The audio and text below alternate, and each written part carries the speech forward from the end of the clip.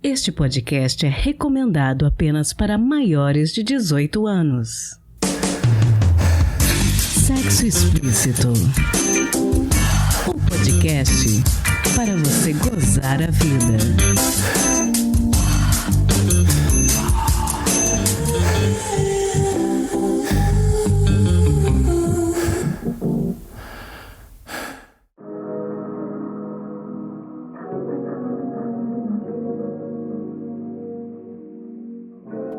Taradinhas, tudo bem com vocês? Aqui quem fala é Priscila Armani e esse é o Sexo Explícito, podcast que é um local seguro onde o debate sobre qualquer assunto da área da sexualidade é feito com leveza e sem preconceitos. No episódio de hoje estamos trazendo de volta uma grande campeã de audiência nesse podcast. Este é o nosso primeiro programa de 2022 da série Fetiches, com um dos fetiches mais populares não só entre os brasileiros, mas entre humanos de todo este planeta azul, o voyeurismo. E para esclarecer todas as dúvidas sobre esse assunto tão interessante e intrigante, conversamos com o nosso conselheiro sexual, o sexólogo Marcos Santos, do portal Sexo Sem Dúvida, e com a apresentadora do Chicotadas Podcast, a Ada. O Marcos esclareceu pontos importantes sobre a prática do voyeurismo, enquanto a Ada falou da sua perspectiva como voyeur. E aproveitando essa introdução, esclareço que, ao longo desse episódio, deixamos bastante claro o quanto é antiético e imoral observar pessoas sem o consentimento delas. O voyeurismo, assim como todos os fetiches, deve acontecer num ambiente seguro em que todos os envolvidos estejam cientes do que está acontecendo. Nós não endossamos nenhuma prática que não seja feita de maneira segura e com consentimento. E lembrando que observar, tirar fotos ou filmar pessoas sem que essas tenham autorizado são ações que podem ser criminalizadas nas instâncias cabíveis. Bom, depois desse esclarecimento necessário, bora pro episódio?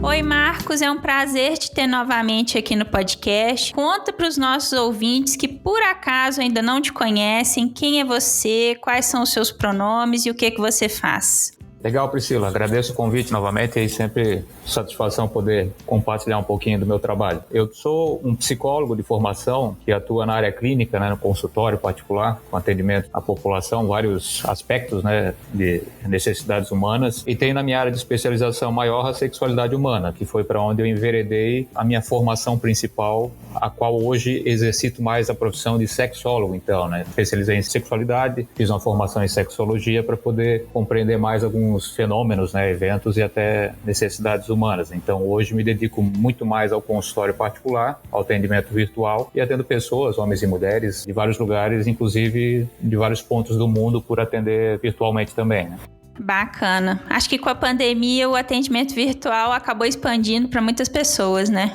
Sim, é curioso. Eu já atendo, na verdade, virtualmente desde 2012, antes de haver pandemia, até por causa de algumas demandas sexuais que inibem a pessoa de ir pessoalmente até o consultório. Então, no geral, as pessoas se sentem muito confortáveis em se comunicar virtualmente, Então, quando o assunto é tabu ou é alguma intimidade maior, a maioria dos meus clientes acabam optando pelo atendimento virtual. Interessante. Bom, no episódio de hoje a gente vai falar um pouquinho sobre voyeurismo, que é um fetiche que é muito comum entre as pessoas.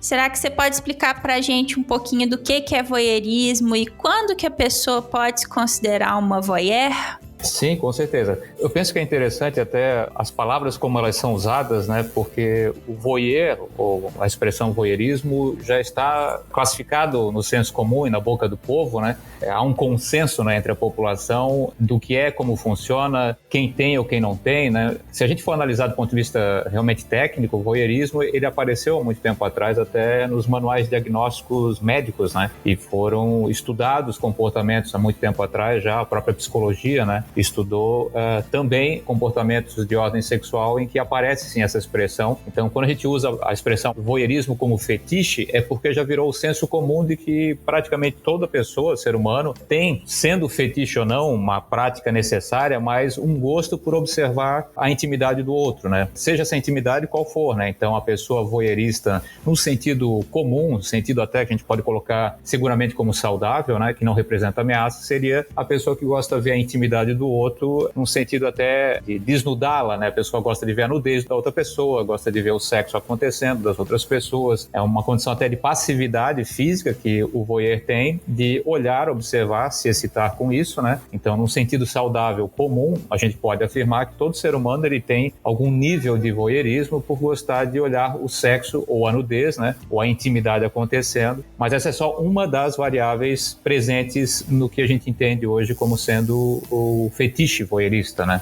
Interessante. E aí você tá falando dessa questão, né, de saudável. Qual que a gente pode considerar que seja a maneira mais saudável de uma pessoa realizar esse fetiche, digamos assim? Pois é, a gente ainda vive em uma sociedade muito pudorada e reprimida, então é mais do que comum que a pessoa se sinta confortável em ver sem ser vista, né? É aí que começa a ficar perambulando e transitando o fetiche num ambiente que pode se tornar pouco seguro, pouco saudável e às vezes até revelar algo, algum sintoma da pessoa, né? Por exemplo, uma pessoa voyeurista que gosta muito de ver o sexo dos outros, sem ser a pornografia, o filme, né? Gosta de ver ao vivo e não gosta de ser vista enquanto ela faz isso, ela está caminhando para aquela condição de omissão. Ela não gosta de ser observada. Isso fala muito dela, inclusive, né? Então, o voyeurista saudável é aquela pessoa, principalmente aparece os quadros masculinos, né? Os homens são os principais e a maior quantidade de pessoas voyeuristas no mundo hoje. Saudável, dizendo, seria aquele que assiste a intimidade, a nudez e o sexo das outras pessoas, havendo um consenso, se possível, mas mesmo não havendo consenso, de forma a não invadir essa privacidade, apesar de que você assistir escondido, né, como se diz, por debaixo do pano ou pela fechadura, já acusa ali uma invasão de privacidade. Mas saudável seria a prática do voyeurismo em que existe um ambiente seguro, controlado, né, como existem, né, casas de shows, de nudez, de striptease, casas de sexo ao vivo, casas de swing, em que há uma grande concentração, sim, desse público voyeurista que não se importa em ser visto. Talvez eles até mantenham o anonimato, né, mas eles não se importam em estar ali em torno de várias pessoas que também estão olhando. Então, acho que saudável é aquela pessoa que consegue articular essa necessidade de ver para se excitar, né, com as outras pessoas envolvidas, principalmente quando há jogo aí de relacionamento, né, uma trama, envolvimento, na parceria. É porque nas brincadeiras de relacionamento é muito comum brincar de ver, ser visto, né, olhar o outro se masturbar, ser visto se masturbando, ou desejar que uma das partes pratique o sexo com mais alguém. Aí tudo isso está dentro de um ambiente seguro, controlado, porque há consenso, né? A partir do momento que não há consenso e há uma invasão de privacidade e uma omissão, que seria essa pessoa oculta, né, que está observando, espiando no caso, é que a gente começa a observar com mais delicadeza ali, mais detalhismo para perceber se há algum problema ou não com esta pessoa, né? Que no geral a palavra voyeurista ela não determina uma doença, né? Ela apenas aponta para a prática de observação. Diz respeito a isso a quem gosta de olhar a nudez ou a intimidade e o sexo acontecendo. Interessante você ter tocado nesse ponto, que eu acho que é bom a gente deixar bem claro que, né, pessoas que espiam o vizinho sem ele saber ou coisa do tipo, não é uma coisa bacana de se fazer, né? Muitas vezes as pessoas confundem voyeurismo com isso, mas isso não é uma prática bacana. Eu até observo na prática, assim, né, que eu moro em apartamento e à noite, se a gente olha pela sacada, é fácil encontrar vizinhos observando escondidinho na cortina. Alguns são até mais profissionais do voyeur, né? Eles têm binóculo, luneta, eles estão procurando alguma coisa para ser vista, né? De certa maneira, é uma invasão de privacidade você olhar para o espaço íntimo do outro, né? Querer observar sem ser observado, né? É uma lógica, inclusive, até nesse caso, quando começa a ficar arriscado ou até perigoso, né? Na condição do voyeurista, ele se sentir no poder, né? É como se ele estivesse no controle da situação, invadindo a privacidade do outro, sem o outro saber, né? E achar que ele está em plenos direitos e como se isso fosse positivo em qualquer contexto. E na prática, não. Uma pessoa começa a espiar demais, invadir a privacidade do outro, e aí eu apelo, né? E observo os casos reais que eu já atendi durante muitos anos, onde se encontra enquadraria, né, um aspecto de transtorno sexual em que o voyeurismo está sendo praticado também. É que há, sim, um processo em que a pessoa sente-se mais excitada na omissão, isso ela se oculta, né, ela tenta passar despercebida e quer invadir a privacidade do outro. Então é muito comum os relatos, né, a pessoa na casa de parentes, de madrugada fica espiando pela fechadura, lá os parentes transando, ou tenta na casa de amigos espiar também pela fechadura, ou pessoas que estão passando na rua querendo observar pela janela, observar. Esse exemplo que eu dei do edifício, né, que a pessoa está longe, mas ela com binóculo ou uma luneta, ela consegue ver detalhes até da intimidade das outras pessoas. Então, nesse nível aí a gente observa, ó, uma invasão de privacidade, há uma tentativa de controlar uma situação ali sem que o outro saiba, né? Imagina a pessoa no espaço privado, na sua intimidade, escapando informações, né? A pessoa está observando não só o sexo ou a nudez, ou essa questão de intimidade de outros casais, mas ela está invadindo o espaço privado do outro, né? E isso a gente tem até critérios bem delimitados aí para apontar não só um transtorno, vai dizer, essa pessoa também está no espaço do ilícito, né? Ela está cometendo um crime, é ilegal invadir espaço privado do outro sem permissão, e quando é nesse aspecto de intimidade, a gente vai começar a observar a questão dos transtornos relacionados com o voyeurismo sendo apresentado ali, né? Que são vários, podem ser apontados também. Muito importante frisar isso. Bom, você estava explicando mais cedo que toda pessoa, de certa forma, pode se considerar uma voyeurista, mas talvez a gente tenha uma parte do público ouvindo a gente, pensando, eu não sei se eu gosto de observar, talvez seja interessante experimentar. Como é que você aconselharia essa pessoa que quer talvez dar um passo nessa direção? Eu diria que existem aí gradações, né, como se fosse a escadinha do nível de dificuldade para quem tem ainda algum tipo de pudor, timidez, ou não tem essa precisão, não tem essa conexão direta com o visual. Então, vamos pegar exemplos práticos, né? É muito comum a pessoa despertar para essa questão de visualizar e se excitar em ambientes em que nem está sendo exposta a nudez de ninguém. Por exemplo, você vai num show hoje, um show musical, artistas aí que são super expostos, né? Pessoas que dançam no palco e tudo mais. Ali já está presente uma gradação do que seria essa prática de voyeur, de querer olhar para aquilo, né, e sentir desejo. De certa maneira, a pessoa voyeurista, ela deseja aquilo que ela vê, não para consumir a pessoa em si que ela está vendo, mas para ela usar essa imagem para atender uma excitação. Então, se a pessoa se excita visualmente, né, com aquilo que ela vê, no passado viam imagens apenas, né, fotografias, revistas de nudez feminina principalmente e tal, depois até evoluiu para a apresentação da nudez masculina, né, revistas pornográficas e depois os filmes também, que ali já indicava alguma coisa que despertaria excitação ou não, né? Mas no caso do voyeurismo, isso só não basta uma foto ou um filme, né? A gente está falando de situações reais, porque trazem um outro aspecto de excitação. Então, a pessoa que está iniciada num processo aí de voyeurismo, né? Não é necessariamente uma prática ou uma cultura aí que seja educada ou transmitida aí de pai para filho, mas é uma coisa que se aprende também com a vida, né? Na verdade, a pessoa aprende fazendo, né? Observando. Então, são os ambientes públicos até que vão acabar acontecendo naturalmente, né? Ou se a pessoa nunca sentiu essa demanda de olhar e se excitar com o que vê, talvez sair para o externo, né? Poder ver espetáculos, shows, e não são espetáculos e shows sexuais, mas é a presença de pessoas expostas, né? Porque também não há uma limitação, isso é até importante frisar, da questão estética, né? O voyeurista, apesar de poder ser qualquer tipo de padrão de beleza ou de corpo, né? Não tem uma determinação. As pessoas às vezes se rendem à política do menos esforço, que é, o voyeurista só quer ver gente bonita nua transando, né? Igual a pornografia, e na verdade não. Na prática, o voyeurismo, ele é a possibilidade de qualquer fetiche mental ser alimentado, né? Qualquer desejo sexual a partir do olhar. Então as pessoas têm os mais diferentes gostos e perfis, então a pessoa vai olhar qualquer coisa, né? Qualquer outra pessoa, qualquer formato de corpo, qualquer dinâmica, pessoas dançando, se esfregando, até mesmo pensando em balada, né? As pessoas estão lá, nos atos de intimidade também, beijos e abraços, esfrega e dança e tudo mais, e até isso é excitante para uma pessoa, de certa maneira ali, que gosta de olhar e se concentra, né, a atenção nisso. E é interessante perceber, se a pessoa observando aspectos de intimidade e tal, ao vivo, né, e a cores, não se excita sexualmente, ela necessariamente não tem um problema, tá? Porque na prática a gente observa que muito mais são os homens, tá? Acho que mais de 90% dos casos que eu digo até referidos do consultório, né, são homens que gostam de olhar, se excitam e acabam até se masturbando com isso para fechar um ciclo do que seria o chamado voyeurismo, né? Porque tem pessoas que sentem prazer em olhar, mas elas não têm uma excitação sexual que leve para masturbação, ou seja, ela não precisa encerrar isso, ela pode ficar olhando horas e tá tudo certo, né? Seja intimidade ou não, mas no caso do voyeurismo a gente percebe que é uma conotação que leva a uma excitação, aquilo que ela olha, né? Está observando, e essa excitação precisa ser concluída, que na maioria dos casos, dos homens principalmente, é a masturbação que fecha o ciclo para começar novamente, então, em outro momento, uma excitação nova, né? Uma nova observação, no caso.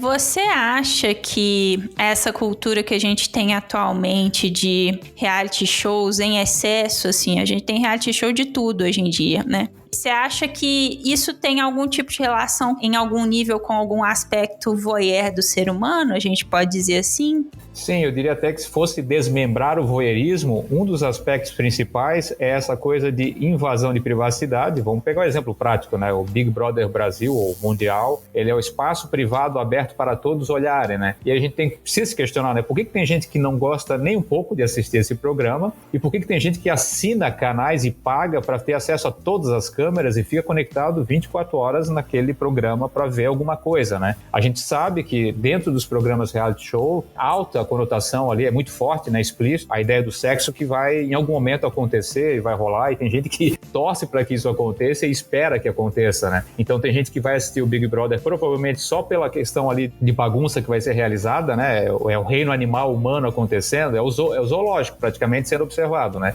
Então algumas pessoas assistem pelo entretenimento, sim, porque se divertem com isso, e tem gente que vai se prender a essa ideia na expectativa de que aconteçam lá as intimidades e o sexo também, né? O propósito é dentro do reality show, é perceptível que o índice maior de espectadores é nas horas noturnas, né? Normalmente é quando acontece o sexo, né? Se enfiam debaixo das cobertas e tentam camuflar a cena ali. Mas quando tem as festinhas no reality e tudo mais, as pessoas estão se pegando, se abraçando e beijando, e ali vai ter muita gente revelando esse traço também voyeur, que é de gostar de ver, né? Estando na privacidade da sua casa, segurança, omisso, né? Ninguém precisa saber que eu estou vendo. Então tem essa lógica, assim, o Big Brother, ele acabou revelando para todos nós que todos nós temos algum nível de voyeurismo, não necessariamente a maioria vai ser de conotação do sexo necessariamente e se contenta só em olhar algumas coisas, né? Mas é o fator espiar. Eu diria até que o voyeurismo lembra muito o perfil da fofoca, né? Gente que gosta de falar dos outros, né? Fofocar tem muito a ver também, talvez, com uma parte do voyeurismo aí, né? Gostar de ter assunto, né? Ter essa demanda aí.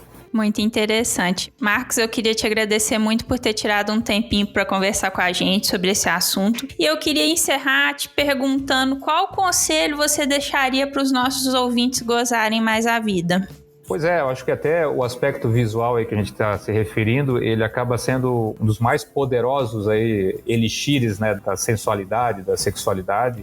Tem essa necessidade muitas vezes da gente aprender pelo visual, né? Acho que as pessoas vão desreprimindo-se mentalmente, né, de ideias erradas do sexo, podendo olhar para o sexo, e aí literalmente é ver, né, ver a coisa acontecendo, ver o sexo, não se rendendo ao simples do pornográfico, que é muito limitado, uma visão até equivocada da sexualidade, mas é saber que poder olhar para as pessoas, olhar para o mundo, olhar para a intimidade das pessoas, né, ter o exemplo, inclusive, dessas intimidades, acaba nos gerando aí uma demanda de busca pessoal, né? Buscar o sexo, buscar a vida afetiva, buscar intimidade, buscar práticas ali que considere possíveis e saudáveis, né? Porque hoje é difícil afirmar que uma coisa ou outra praticada no sexo seja errada ou não saudável, né? Tem muito bem classificado as coisas que fazem mal à saúde, né? Como a própria pornografia compulsória, vício em masturbação e tudo mais, mas acho que a pessoa, conhecendo a si mesma no aspecto visual, partindo dessa conotação aí voyeurista, né, sabendo o que se gosta, do que se deseja, eu acho que é importante a pessoa conhecer a ela própria, do que ela desperta tesão, né, o que nela desperta desejo. Ter isso claro, né, às vezes a pessoa nem sabe isso direito porque ela não avançou, né, não pesquisou, não estudou, não ouviu um podcast como esse, né, para dar uma refletida também, assistir a um vídeo ou um documentário, porque a informação de sexualidade é muito vasta, então acho que é importante a gente estudar o assunto, sim, e praticar o sexo, né, desimpedido aí, procurar parcerias saudáveis, maduras, né, e aprender na prática também, porque o sexo, ele requer a prática para que ele possa também evoluir, né, vai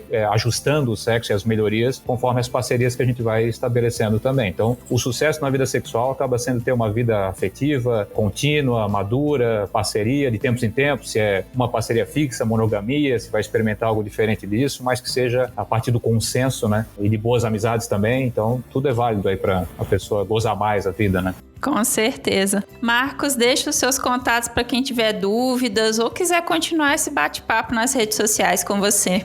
Perfeito. Atualmente, se procurar por @conselheiro sexual ou só digitando conselheiro sexual na internet, acabam aparecendo todos os meus perfis, né? Facebook, Instagram, YouTube, mas é com esse código aí, que é o apelido que eu ganhei em Portugal, lá foi conselheiro sexual, acho que é a expressão que eles usavam para terapeuta nessa área. Então, @conselheiro sexual, me procurem, fico à disposição e a gente se fala no futuro próximo aí. Obrigado pelo convite também. Eu que agradeço.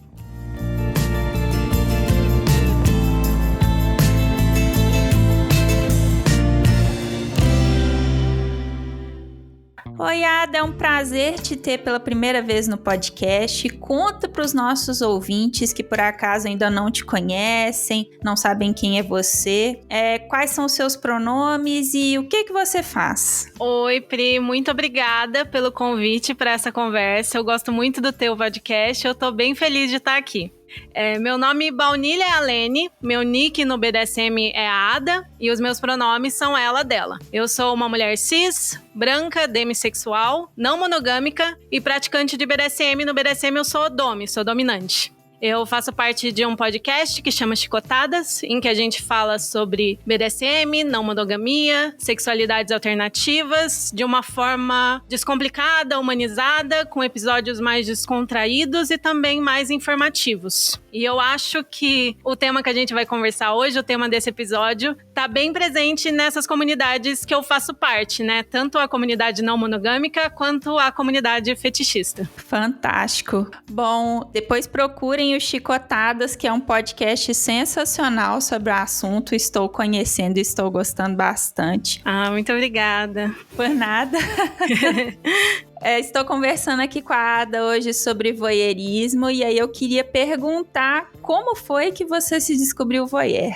Então, eu fiquei pensando muito antes dessa gravação se teve algum momento assim que caiu a ficha.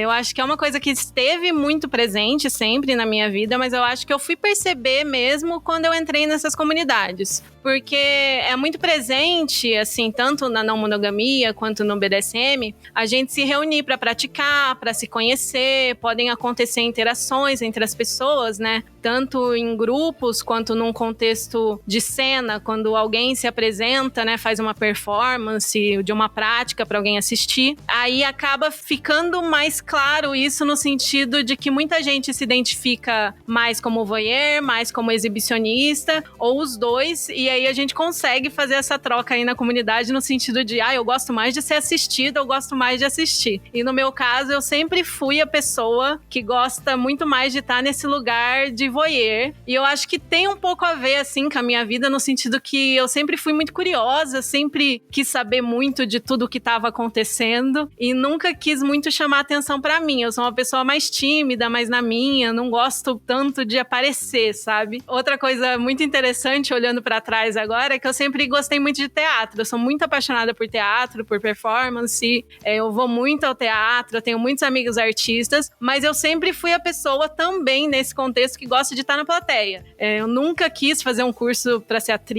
nunca quis ser atriz, nunca quis ir pro palco. Eu acho que desde a adolescência e tal, eu sempre gostei de ver pessoas interagindo, tipo em festa, ver um casal se formando, ver pessoas se beijando. Existia um prazer naquilo, mesmo que não fosse exatamente uma excitação, uma coisa mais erótica, prazer sexual, mas uma coisa lúdica de admirar, ou de gostar de acompanhar, de gostar de ver o que tava rolando, né? De ficar entretida pelo que tava rolando. E eu acho que essa realização mais clara mesmo veio quando eu comecei a frequentar as festas e os eventos e praticar BDSM, ter parcerias não monogâmicas. Eu acho que não foi tão óbvio assim de primeira, porque, como eu falei na apresentação, eu sou demissexual, né? A minha atração sexual por alguém tá muito vinculada à conexão que eu crio com aquela pessoa, né? O fato de eu conhecê-la, de eu admirá-la, de eu gostar dela de alguma forma, isso facilita muito, né? A partir dessa conexão que vem a minha atração sexual e outras formas de atração também pela pessoa. E isso se reflete também no jeito que eu vivo o meu voyeurismo, sabe? Se é uma pessoa que eu nunca vi, que eu não tenho nenhuma ligação, é muito difícil eu achar interessante assistir essa pessoa fazendo outra coisa também, praticando ou transando, etc. eu acho importante falar aqui também que tudo que eu vou falar aqui, todas as histórias que eu vou contar, tá todo mundo consentindo, né? O jeito que eu levo meu voyeurismo, exibicionismo das outras pessoas com quem eu convivo é que tá todo mundo ciente do que vai acontecer, tá todo mundo consentindo, aconteceu uma conversa antes ou as pessoas já conhecem os limites umas das outras e sempre num ambiente controlado, num ambiente privado, né? Nunca, assim, nada escondido ou proibido ou forçado, não é assim que eu gosto, pelo menos, de levar essas interações na minha vida. Acho legal isso de estar todo mundo ciente do que vai acontecer, né? De não fazer nada contra a lei para você ter essa prática e ter essa vivência na sua vida, né? Mas sempre que eu falo de festas, dessas interações, eu comento que na primeira festa BDSM que eu fui, eu não consegui ver muita graça. Eu vi as pessoas se batendo, assim, eu ficava, gente, mas é isso aqui que era legal, sabe? Eu não consegui me conectar, não consegui entender se aquilo realmente era pra mim, nesse primeiro evento que eu fui. Também já aconteceu de eu ir numa casa de swing e eu também não consegui ver muita graça no que eu tava assistindo, no que acontecia. Eu também tenho isso com nude, sabe? Alguém me manda um nude e tal, não faz nada por mim o nude se eu não conheço a pessoa que me mandou, ou se é algum conhecido distante e tal. Por mais bonita que seja a pessoa, não é algo que me chama muita atenção. E aí, com o tempo, eu fui percebendo que tinha a ver com isso de conhecer mesmo aquelas pessoas que estavam fazendo as coisas, estavam praticando, estavam mandando foto, etc. Que mesmo que a pessoa que está se exibindo não seja alguém com quem eu queira de fato transar ou praticar BDSM, o fato de eu conhecer a pessoa, conhecer a conexão, a interação entre as pessoas que estão ali interagindo, faz com que seja mais interessante assistir, e aí realmente eu fico vidrada, assim, admiro demais, ou dependendo do que tá acontecendo, fico realmente excitada de assistir o que tá rolando, seja, né, nesses contextos de festa que eu tô mais na minha, em silêncio, no escuro, né, só assistindo, só observando com a quarta parede levantada, né, para usar um termo do teatro, ou em contextos mais de prática, que às vezes com parcerias em que eu posso interagir, eu posso falar coisas, dar ordens, ou elogiar o que as outras pessoas estão fazendo, ou sei lá, assistir uma parceria tomar banho, eu gosto desse tipo de coisa também, sabe? É mais ou menos por aí que funciona pra mim e como que eu descobri que eu era voyeur. Uma coisa que eu queria te perguntar, Ada, desses ambientes que você frequenta, dos quais você falou, você por acaso já observou se tem mais exibicionistas ou voyeuristas? Ou talvez até os dois? Tem bastante dos dois. Tem muita gente que se identifica com os dois, né? Mas eu acho que costuma ter mais voyeurs, até porque não tem tanto espaço para todo mundo fazer cena num evento, dependendo de quantas pessoas estão no evento. Que normalmente aí quem vai se exibir toma realmente esse lugar de palco, né? Esse lugar de estar fazendo a cena naquele momento. Então eu acho que acabam indo mais voyeurs, mas tem muita oportunidade para os exibicionistas se exibirem também, dentro daquele contexto, das regras da festa e tudo mais, né? Talvez em algum desses ambientes ou em alguma outra ocasião, você já realizou alguma fantasia relacionada a esse fetiche que você acha que vale a pena comentar? Sim, algumas. As festas BDSM e entre amigos são os momentos perfeitos para isso, assim. E recentemente eu fui numa festa que a galera praticou shibari. Eu acho que você até tem um episódio sobre shibari aqui, né? Tenho sim. Que é aquela técnica japonesa com cordas, né? E teve 5 cenas. E elas foram completamente diferentes entre si. A interação, a conexão das pessoas que estavam em cena completamente diferentes. Então, tem uma que é mais engraçada, uma que é mais lúdica, uma que é, assim, tesão puro, sabe? Então, essas festas, esses eventos me realizam muito porque trazem muitas emoções, assim, a Tony também mexe com esse elemento do lúdico, essa coisa de eu gostar de ver performances, né? Desse lado artístico também que essas cenas podem ter. Recentemente aconteceu também comigo de finalmente realizei minha fantasia do homenagem com 2 homens bissexuais. E eu sempre gostei de ver 2 caras se beijando, 2 caras se pegando, sempre curti. E aí, nesse contexto do homenagem, teve momentos de eu só parar, dar um passinho pra trás e ficar tipo, tipo, vai, continua o que vocês estão fazendo, eu vou ficar aqui só assistindo. Isso é muito divertido, eu gosto muito, assim, pra mim realmente um tesão enorme eu poder assistir as pessoas interagindo, se pegando, transando, sabe? Seja interagindo junto, seja mais na minha. Eu acho que esse foi o grande marco, assim, recente. E também já aconteceu de eu ver amigos transando, né? De estar num ambiente também de orgia entre amigos e eu só ser a pessoa que traz água, traz a camisinha e fica ali completamente vestida no cantinho, só observando, vendo como é que tá, perguntando se tá tudo bem, elogiando, sabe? Esse tipo de coisa. Sensacional. Bom, e nessas suas relações, você já se relacionou ou atualmente se relaciona com alguém que também é voyeur? Sim, isso é bem divertido na não monogamia, porque tem várias coisas que a gente consegue fazer, consegue se permitir nesse sentido, né?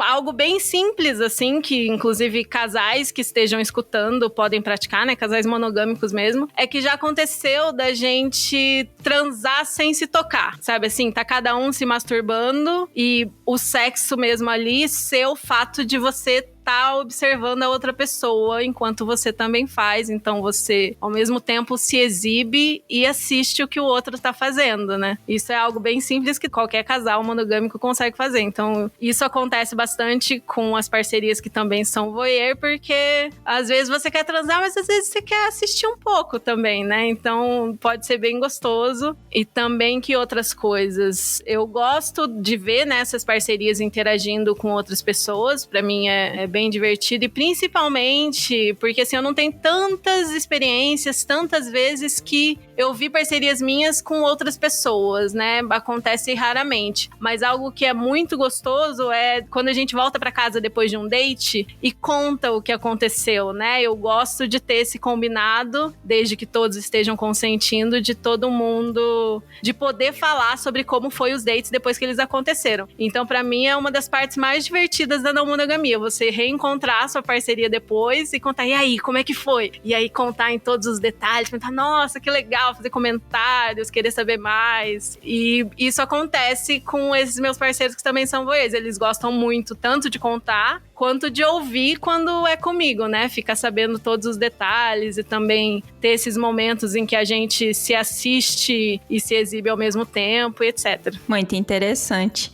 Bom, eu imagino que talvez os ouvintes estejam nesse ponto pensando assim, nossa, eu não sei se eu sou voyeur, isso que ela está descrevendo eu gostaria de experimentar. Qual conselho você daria para essas pessoas que estão ouvindo a gente, ainda não se descobriram totalmente voyeurs, estão querendo experimentar um pouco esse universo? Eu acho que tem muitas formas de você começar a experimentar, começar a colocar o pezinho na água sem, né, se jogar de uma vez, se você ainda estiver inseguro a respeito disso. Eu acho que o principal é você lembrar de sempre respeitar o consentimento de todo mundo que está envolvido, tomar cuidado para não ser invasivo, não forçar as coisas que você quer em cima das outras pessoas e também de tomar esse cuidado de não se colocar nesse tipo de situação em público, em ambiente que tem gente que não consentiu com aquilo que você vai fazer, né? E assim, entre formas de começar a experimentar. Presencialmente, você pode frequentar festas liberais e casas de swing, por exemplo, se for a sua praia, observar as pessoas transando, por exemplo. Se você curte BDSM, existem as play parties, mas normalmente não tem sexo tradicional nessas festas de prática de BDSM e fetiches, né? Normalmente proibido o sexo tradicional nessas festas e elas são mais difíceis de achar também porque não vai ter em todas as capitais, não vai ter em todos os lugares do Brasil. Você teria que dar uma pesquisada aí para ver o que tem perto da sua região. Outra forma de experimentar também é online. O clássico exibicionista / voyeur é a troca de nudes, né? Desde que você conheça a pessoa, que você conversou, que tá todo mundo concordando, como sempre.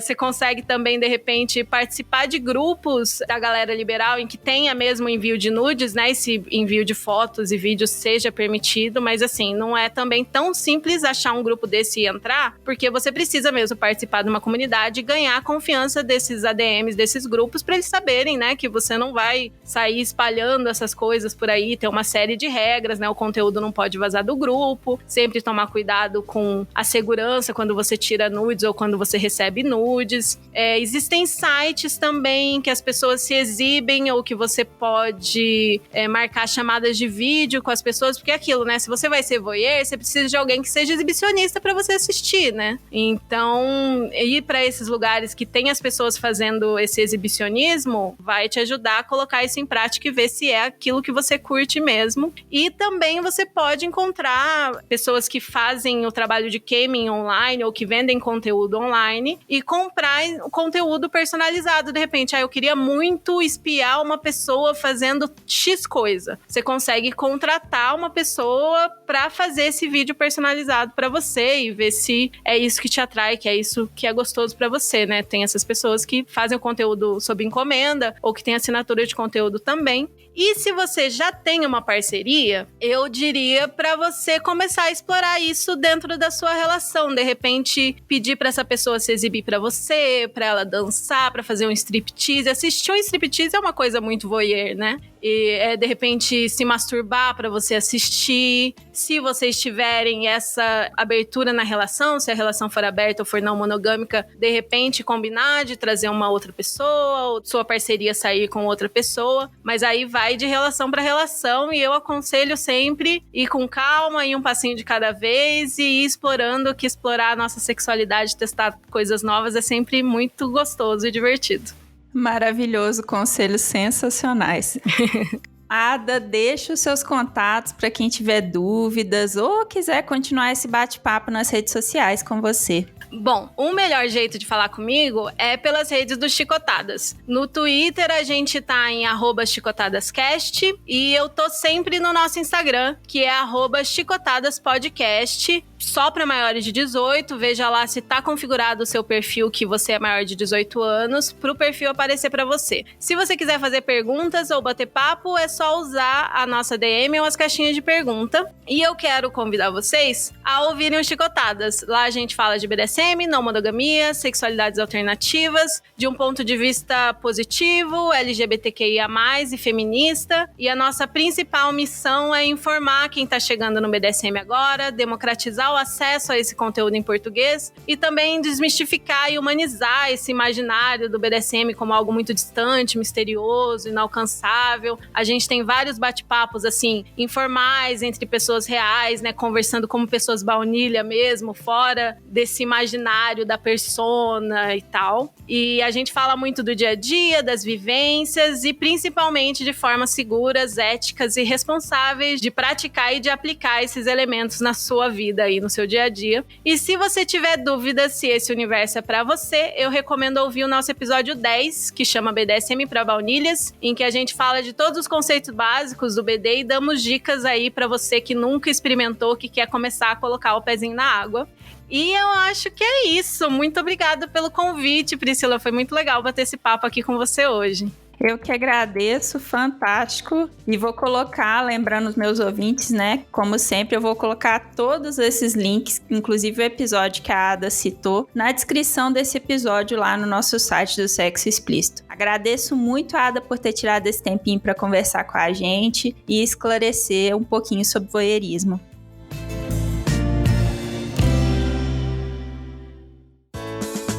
Se toca.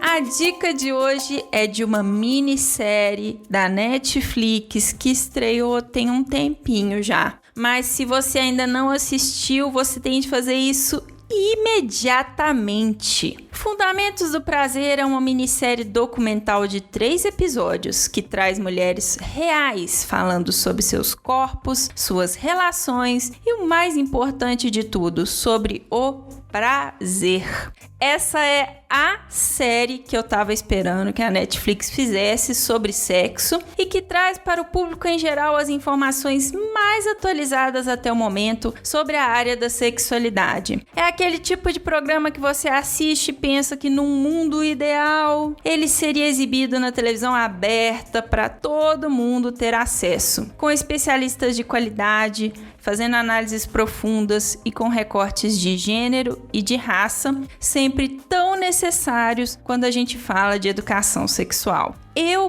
particularmente senti falta de falarem mais das vivências de pessoas com deficiência, mas questões como a homofobia, a transfobia e a religião, das quais o pessoal sempre tenta fugir quando fala de sexo, são abordadas. Numa época em que tudo relacionado à sexualidade tem sido demonizado, eu achei um trabalho honesto, corajoso, muito educativo e inteligente. Fundamentos do Prazer é a tentativa da Netflix de compartilhar conhecimento de qualidade com seu público. E nem parece o mesmo serviço de streaming que há alguns meses entrou em briga com a comunidade trans por causa do especial de comédia do Dave Chappelle. Será que isso é um sinal de evolução de pensamento ou apenas uma tentativa educacional isolada? Bom, só o tempo poderá dizer.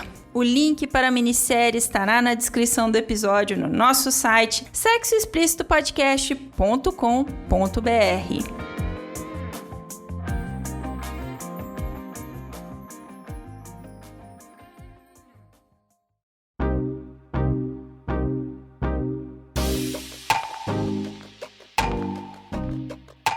Este foi mais um episódio do podcast Sexo Explícito. Foi bom pra você?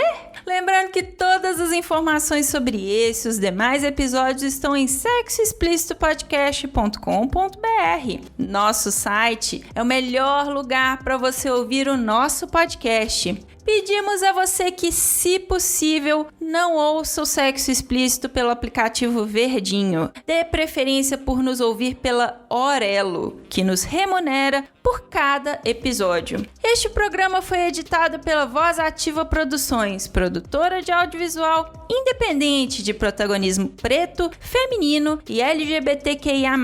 Conheça mais no Instagram, @VozAtivaProd. Quer ser o meu contribuinte? Você tem duas opções pelo nosso Apoia-se em apoia.se/Sexo Explícito Podcast e pelo Pix do podcast, que é também o nosso e-mail de contato, sexoexplicitopodcast@gmail.com. Este episódio não seria possível sem os meus contribuintes do mês de abril: Beatriz Fuji, Gleidson Diniz Teixeira, Dri Cabanelas, Edgar Egawa, Leonardo Barbosa, Magnum Leno e Rogério Oliveira. Obrigada demais por apoiarem Mulheres Podcasters. Estamos no Instagram no @Sexo Explícito Podcast e além da Orelo, você também pode me ouvir em qualquer agregador de podcast de sua preferência, além do Deezer, iTunes, Google Podcast e também no YouTube. E aí, o que você está esperando? Bora gozar a vida?